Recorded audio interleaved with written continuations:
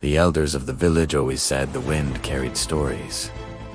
Most people thought it was just poetry, but one night, a 14-year-old named Amihan learned the truth. Amihan lived in a quiet coastal town where the mountains met the sea. She loved sitting by the shore at dusk, listening to the waves curl against the sand. One evening, a low rumble echoed beneath her feet. It wasn't thunder, it was a voice. Child of the Isles. Amihan froze. The wind moved strangely, circling her like a gentle spiral. The sea shimmered silver beneath the rising moon. You can hear us.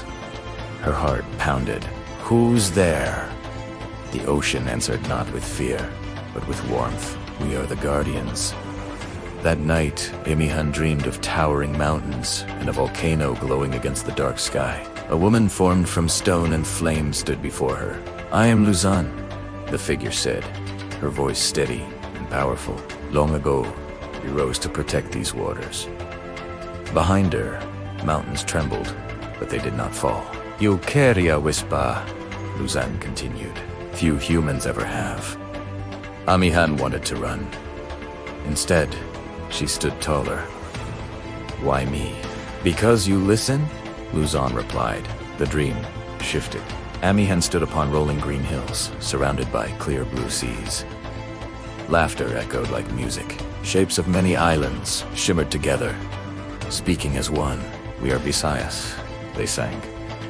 The sea tells you secrets, doesn't it? Amihan remembered how she always sensed storms before they came, how tides felt like moods to her.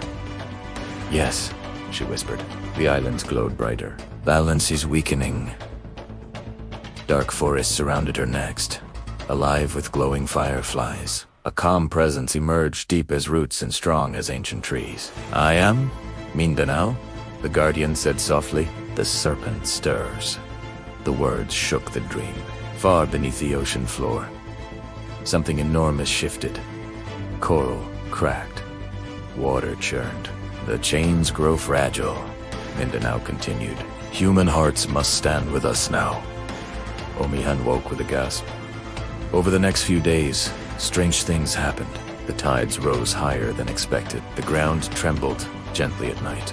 Fishermen spoke of restless waters. Amihan began hearing whispers, even while awake. Not loud, not frightening, but urgent. She returned to the shore and closed her eyes. I'm here, she said to the wind. The sea answered with a pulse of warmth beneath her feet. We do not need a warrior, Luzon's voice echoed. We need a bridge, sang Visayas. We need unity, sighed Mindanao. That night, the horizon darkened, though no storm had been forecast. A shadow beneath the water stretched long and massive. Waves began to twist unnaturally. Amihan felt fear rise inside her, but also something else.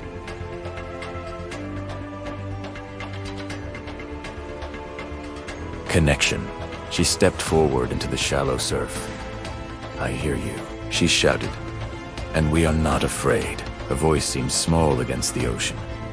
But something incredible happened. Lights flickered across the distant islands. Volcanoes glowed faintly, not erupting, but shining. Winds shifted. Forests rustled in unison. The guardians were awakening. Amihan closed her eyes and did the only thing she could think of. She listened. She listened to the mountain's strength, to the rhythm of the central seas, to the deep roots of southern forests. Then she did something even braver. She called to her people. The next morning, she told the village elders what she had felt. She spoke of caring for the land, respecting the sea, protecting forests and reefs. At first, they were unsure, but then others admitted. They had felt the tremors too. Communities began working together, cleaning shores, protecting coral reefs, planting trees, preparing wisely for storms. Instead of fighting nature, the more unity grew, the stronger the chains beneath the sea became. Days later, the shadow beneath the ocean faded. The serpent quieted once more. That evening, Amihan returned to the shore. The sunset painted the sky gold. You have done well, Luzon rumbled proudly. You reminded them. Sang Visayas gently. Balance lives through harmony, Mindanao whispered. Amihan smiled. I'm just one person. One voice can echo across 7,000 islands. The Guardians replied together. Amihan grew older, but she never lost the ability to hear them. And sometimes, when storms pause suddenly, or when the mountains glow softly at dusk, it is said the Guardians are still speaking. Not just to her, but to anyone willing to listen.